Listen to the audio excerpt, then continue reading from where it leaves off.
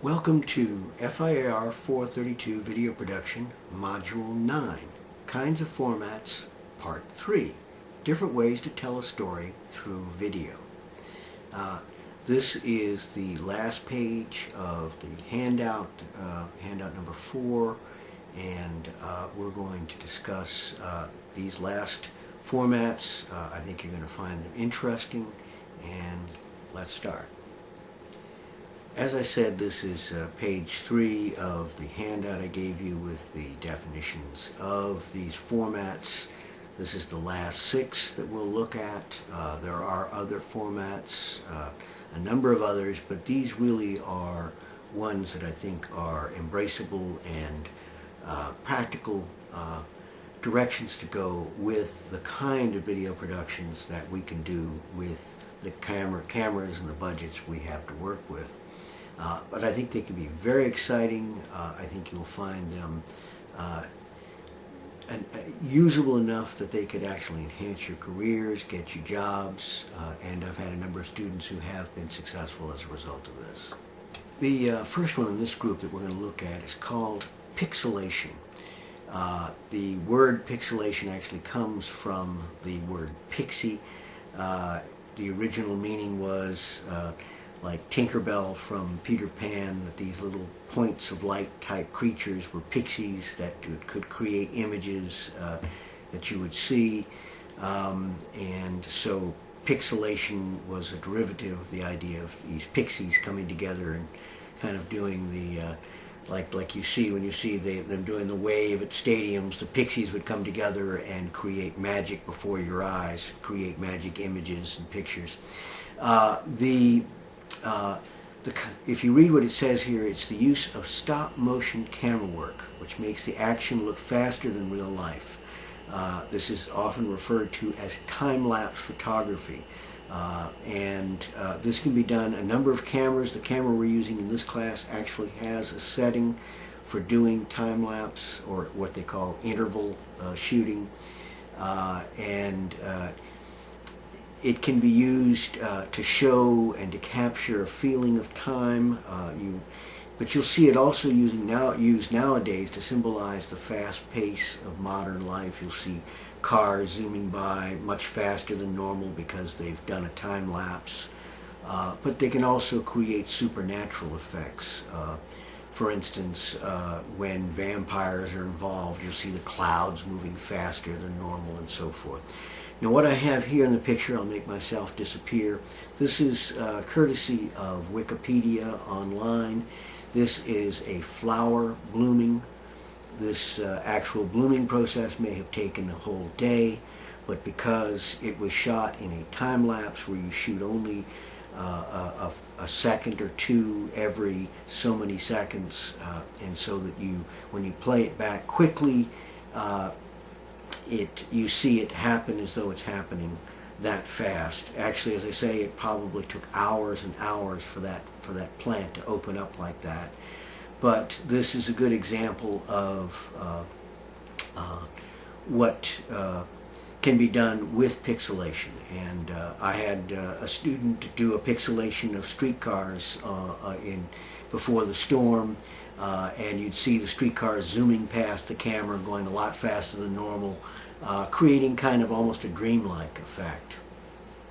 The next pixelation that I'm going to show you was done over a period of days, and this is of a peach rotting. This is also courtesy of Wikipedia on the internet, and this is a peach rotting over a period, I think, about 12 days. You'll notice that the plate moves a little bit.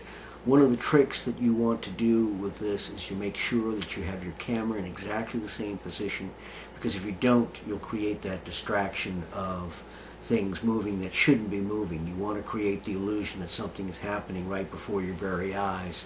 When the plate moves, it takes away from the effect. But this is an excellent job done anyway, and I commend them. It's a free service, this is one that I would love to see you do. If you want to do a pixelation as your final production. I would be tickled pink if you wanted to put it on Wikipedia and donate it to them. They're always asking for that, so this would be an excellent one to do. I highly recommend it. I've also had students that I had one in construction who did a pixelation of them doing a painting job, another hanging wallpaper, and they did it very fast like this, and it was a good way to demonstrate the thing that they wanted them to do without having to spend a long time doing it. This next format is very near and dear to my heart because the medium is the message. What we're doing here right now is an instructional format. The episodes, the modules you've been watching are an example of this. If you read what it says, this format allows educators to record lessons for synchronous or asynchronous distance learning. And that's what we're doing here in this class. So an instructional video is basically what we're doing right here. This is typically made via cable, made available through cable access. We actually do broadcast some of these on Cox Cable Television. They can be made available through satellite, internet, and that's the way you've been getting it. But it could also be made available on tape or disc. And I'll disappear from this and I will show you the actual video I had. This was a previous episode, so you've seen this before, but now we're looking at it as an actual format. The key thing that is important to understand here Welcome to FAR 432, Module is that this is being presented, and I'm going to stop it here. This is being presented in a and I'll come back on here so you don't have to see me sitting there with my mouth open. It is being presented in an asynchronous fashion. Okay, so there's two formats of instructional video that I want you to know about. This would be important. It would be on the test. The asynchronous means sin means same, chron means time, and a means not. And so asynchronous means not at the same time. The key thing to understand with that is that while I'm recording this in my own real life, you're actually seeing me in a playback later. And so it is asynchronous. If I were actually talking to you live, which we're going to talk about in a minute, then that would be a synchronous form of distance learning. And if it were instruction, it would be synchronous instructional distance learning. That happens too. Many people take courses via satellite or via live internet where they can actually interactively talk with the teachers. So this is a very powerful tool and one that we're going to be focusing on. In the future, you probably will have the opportunity at some point or another to take a synchronous course, maybe on-the-job training and so forth. It's going to become more and more available as video becomes more and more possible over the internet and through other forms of media. But in the meanwhile, the asynchronous is a very powerful format, and you get to see wonderful shows like the ones I'm doing here. It makes it possible for you to sit at home and learn on your own time. So asynchronous instructional format is a very good format if any of you are instructors or teachers, or you want to do a little mini workshop. I'll be happy to help you set this up and do this if you'd like to do it as well. I'm going to overlap two formats here, the instructional and the interactive. As I mentioned to you, the instructional could be offered in a synchronous format, in which case it would also fall under the category of an interactive video format. And that's what I wanted to show you an example of an instructional interactive format here, and I'm going to show you. This was a instructional interactive video conference we did at SUNO in the biology department. We conducted this among 5 different institutions along with the Brookhaven National Lab. And in the picture here, you're actually seeing other sites, and our students actually sent oyster shells that they had gathered to be analyzed at the Brookhaven National Lab to find out if they had heavy metals.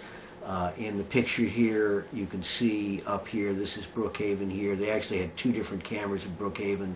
These were some of the other sites. These are pictures in pictures, and when they present this like this, this is called, if you read what it says, interactive. This format utilizes telecommunications venues. This one was what you call a multi-point. When you see multiple windows like this, it's interactive with audio and video. This is also called a video conference, and in this case this is a multi-point video conference. The other thing is that when you can see all of the participants like this in a multi-point interactive conference, that is referred to as continuous presence in the industry. Not all interactive formats provide that opportunity,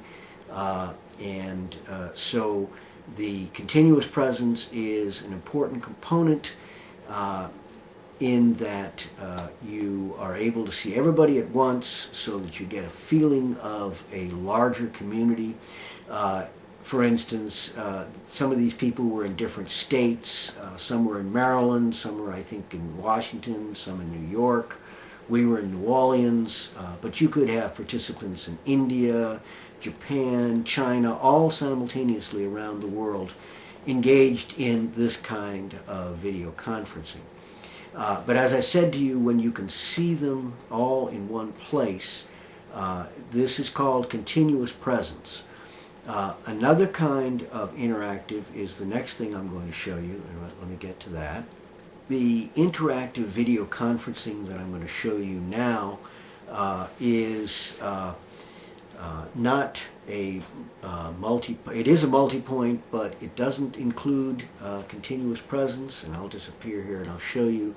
This is what we do between the state colleges, or have been doing for the past decade or so, between all the state colleges. That's the Board of Regents there you see. You'll also notice that it's muted in the near area. If you look on this screen, it actually shows you 10 different institutions that were involved. That's a picture of Grambling. I'm in the picture-in-picture in the square below. That's a picture of LSU. This is a picture of USL in Lafayette. This is my counterpart at the University of New Orleans. And again, you can see all the participants listed in this browser menu. The difference in this particular format is that it is what they call voice activated as opposed to continuous presence. So whoever is speaking in this format of video conferencing, their picture goes up and you see them, so that when you saw those characters in the beginning, the reason you saw the Board of Regents here is because they were talking. As soon as somebody else was talking, you would notice that they muted the end there. As soon as they muted, I'll get past this browser here, but as soon as Grambling here, you see Grambling speaking, I'm muted in the near area, they would show up. Then LSU spoke, I was muted in the near area. USL was speaking, I was muted in the picture-in-picture.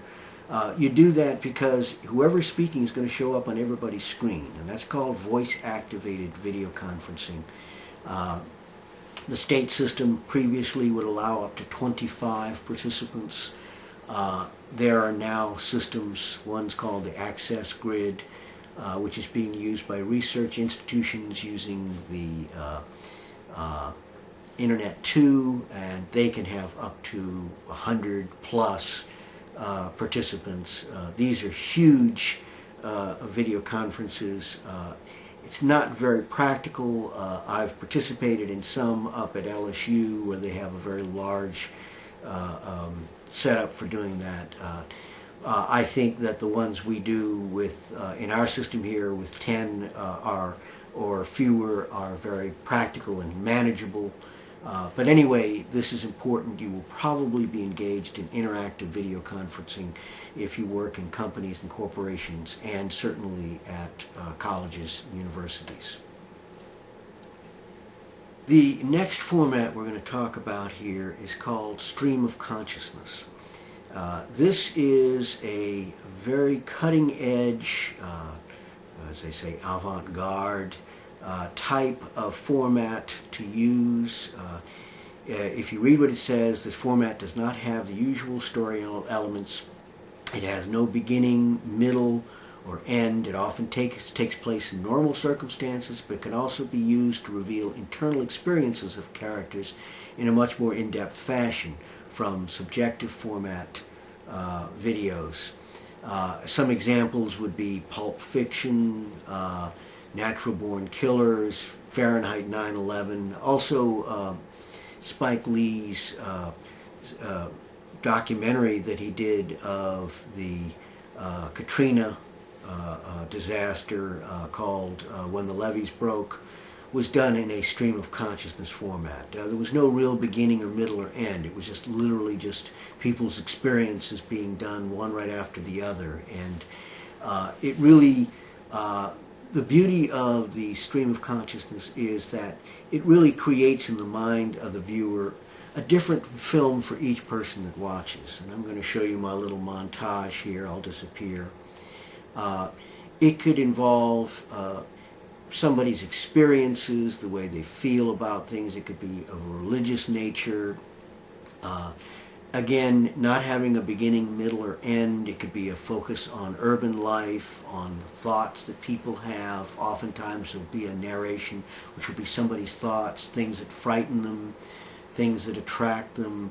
But it's done from an internal kind of experience, and it doesn't follow the usual story elements. It really gets inside the head of the character involved. And so, for instance, in Natural Born Killers, you are experiencing all kinds of images. The cameras are often shot in Dutch tilts.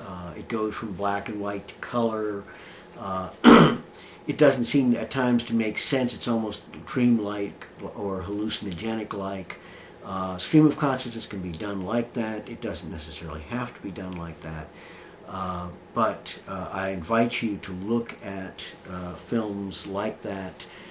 If you wondered why they were so strange, it was because they were literally intended to put you into the mind of a psychotic killer and allow you to see the world the way they saw it, which was so much different than the way a normal person would see it. But the key is that a good stream of consciousness film, like When the Levees Broke that Spike Lee did about New Orleans, was that by the time you finished looking at it, just about everybody who looks at it, their buttons were pushed. Somewhere or another, if it's done right, they're going to push your buttons, and they're going to push it in a unique way. You'll often find that stream of consciousness films have to be looked at a number of times to get the idea. In Pulp Fiction, you would have episodes where a character would be dead in one episode and alive in another. In a sense, what they were implying in this was that you were actually in the mind of the writer, and perhaps the writer liked that particular character, so they'd end up appearing again. This is the idea of what Pulp Fiction is about, that they write these episodic kinds of fictions that it might be profitable to have a character alive in one, dead in another. And so the subjective format, stream of consciousness, is a way in which you can demonstrate these kinds of internal dialogues or internal experiences. In the case of Pulp Fiction, of a writer writing a bunch of dramatic episodes. In Natural Born Killers, seeing through the eyes of a killer. There, of course, are stream of consciousness forms of writing. You'll often see this in the Sunday paper. The way you can tell you're reading stream of consciousness journalism is that they might spend pages describing the experiences of what's going on without actually making any kind of judgments about what's going on, because they want you to judge. And so that's one of the tricks of stream of consciousness, is that they really don't necessarily give you a beginning, middle, and end kind of feel where the good guy gets saved in the end. In the stream of consciousness, you have to come to your own conclusion. Okay, we'll move on now. The next format we're going to look at here is the aesthetic format. This format uses visuals of nature, art, and other visually attractive elements. It incorporates beautiful nature sounds, music, and other pleasant sound elements. It is intended solely for enjoyment. I like aesthetic videos. If you want to get into doing them, I've had a number of students do aesthetic videos. They're an exciting way to capture beautiful elements. I've had students go to the aquarium and do videos of the fish in the aquarium, and then come back and we put musical sounds and sounds to them and create just small little visions of beauty. The word aesthetics is basically the study of the beautiful. It comes from the Greek aesthetikos, which has to do with sensing. It's sometimes associated with vision, but it also is sensing. So aesthetics is the study of beauty. And in the case of aesthetic videos, this is where you can really focus on taking your camera out and just enjoying beautiful scenes in nature, and then adding nice music.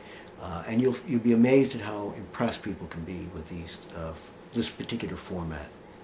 Now this is a simulated example of an aesthetic video. If I had the time and opportunity, I'd actually go out and do this. You're going to see some nature scenes here. There's stills. In an actual aesthetic video, you would probably actually have motion in these.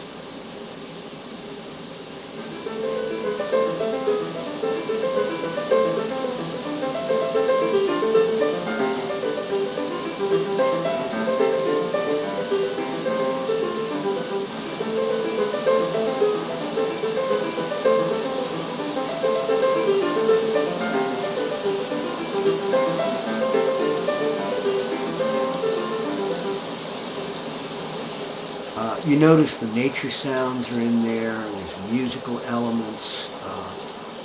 It's very relaxing.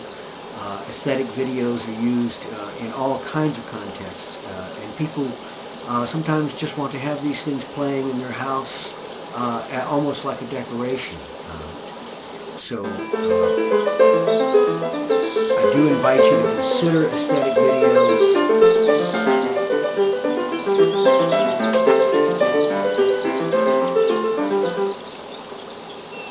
You'll find that they're very soothing. It's something I certainly enjoy, so if you want to do it, we can discuss the strategy you would take, how you'd like to go about doing an aesthetic video. It doesn't have to be nature. It could also be artwork. Technically, a music video is also an aesthetic video because it's intended just for entertainment. It could be a view of an art museum where you go through and look at all the pictures. It doesn't have to be nature, but you might have nature sounds if the picture in the art museum was a nature scene. These are your choices. This is part of the creative process in the aesthetic production.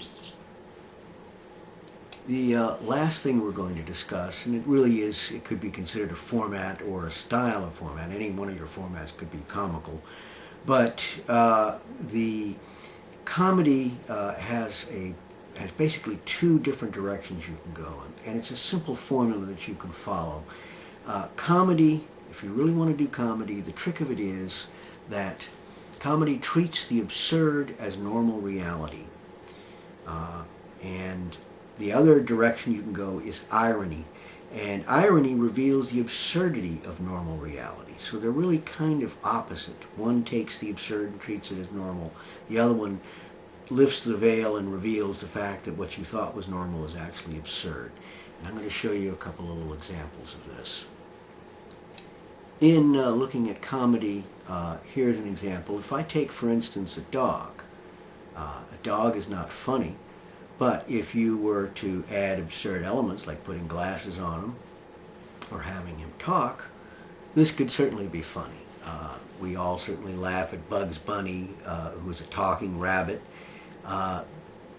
This is where you can create comical effects, is when you take something that is absurd, like a dog wearing glasses and talking, and you treat it like it's perfectly normal.